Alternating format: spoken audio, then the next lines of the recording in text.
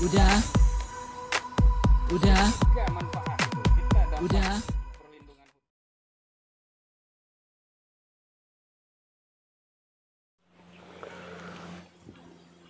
Jadi ini ada 8 ya. Ini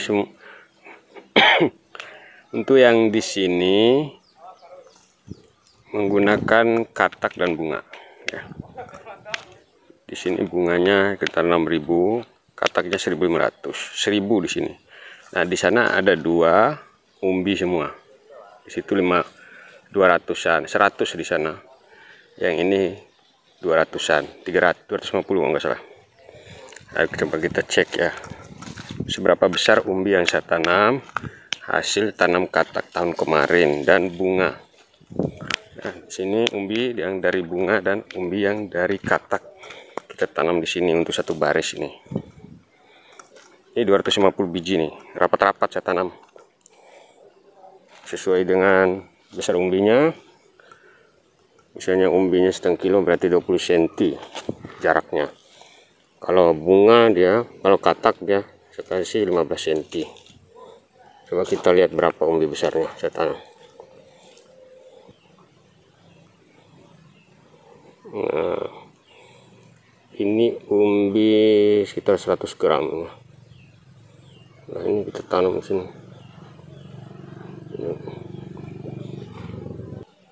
Ya ini kurang lebih ini 6 meter ya. Saya pakai jarak umbinya 10 cm dari umbi yang lain itu. Jarak umumnya ya. Jadi bukan jarak umum ya, jarak khusus dari umbi ke umbi 10 cm ya.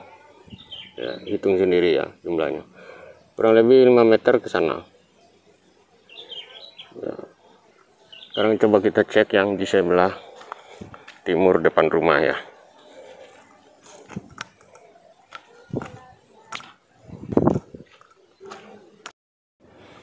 Tanam 100 biji di sini.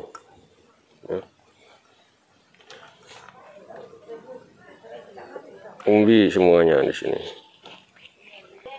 Kemudian kita lihat yang dari sebelah timur belakang saya.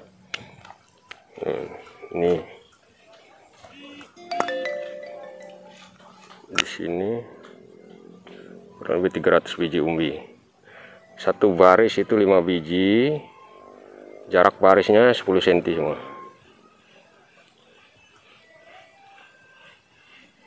Jadi pemirsa semuanya, itu sekilas demplot kita yang sudah kita tanam. Bunganya aja yang belum nih, nunggu pas hujannya aja bunga ya. Tapi kita sudah siap, bunga yang ada di situ ada 12.000 saya taruh bunga di rumah. Nah, ditanam pas saat turun hujan ya.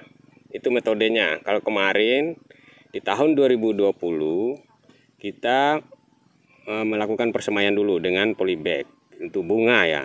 Kalau katak sama umbi kita langsung lahan ya. Cuma permasalahan di tahun kemarin bunga banyak larut karena erosi banjir.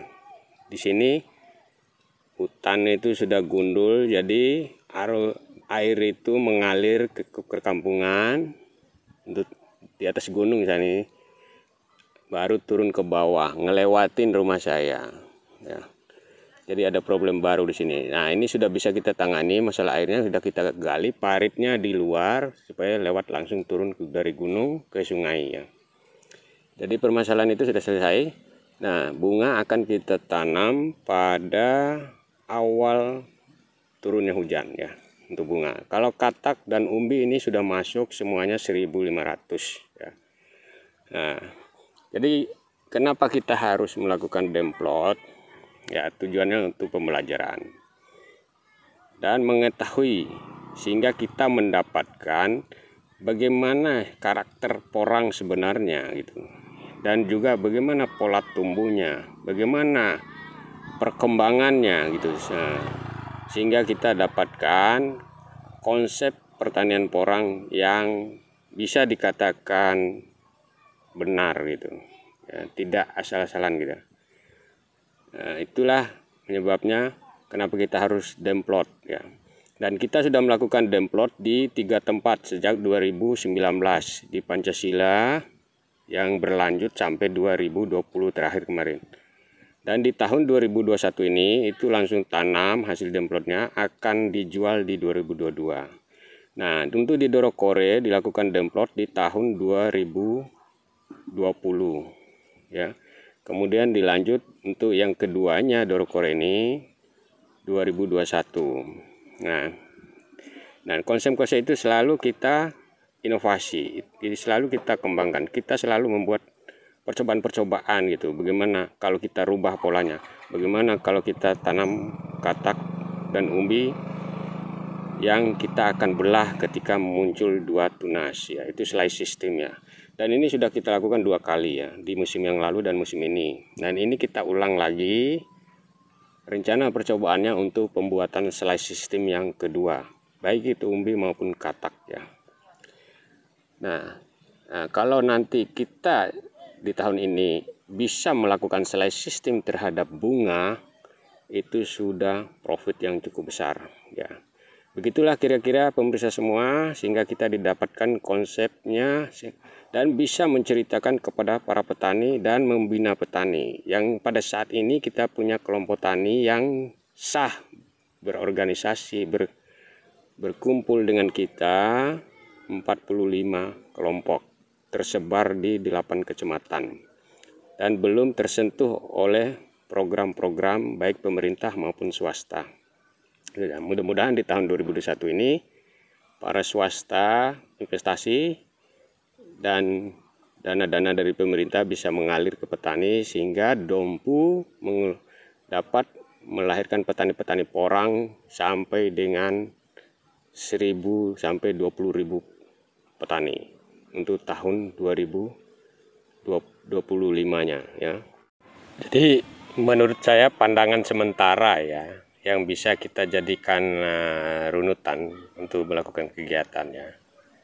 Di dalam pertanian porang, pola berpikirnya tanam sebanyak-banyaknya. Jadi hasil itu dipengaruhi seberapa banyak Anda tanam, gitu. Bukan seberapa besar luas lahan. Seberapa banyak Anda tanam, bukan seberapa banyak lahan yang Anda miliki. Nah, kalau sudah seperti itu berpikir dengan konsep budidaya gitu. Konsep budidaya ini ya yang kita pelajari selama demplot itu. Kita rubah-rubah pola tanahnya. Struktur tanahnya harus bagaimana, kita kembangkan seperti itu. Sehingga kita dapatkan dan bisa berkata di sini seberapa banyak Anda menanam dengan teknis tanam yang kita miliki. Sekalipun lahan itu 5 are, ya, bisa nampung 10.000, itulah hasil Anda. Karena di dalam porang hitungnya per pohon, yang angka rupiahnya yang sudah jelas. Ya. Inilah keunggulan dari tanaman porang itu. Ya. Per pohon adalah sebuah rupiah. Ya. Itu aja, sekian. Semoga ini bermanfaat dan jangan lupa kunjungi channel saya Sahabat AKJ CDFG. Like, share, and subscribe. Nah, agak keseleo nih sedikit ya. Terima kasih banyak. Assalamualaikum warahmatullahi wabarakatuh. Salam Jara Pesaka.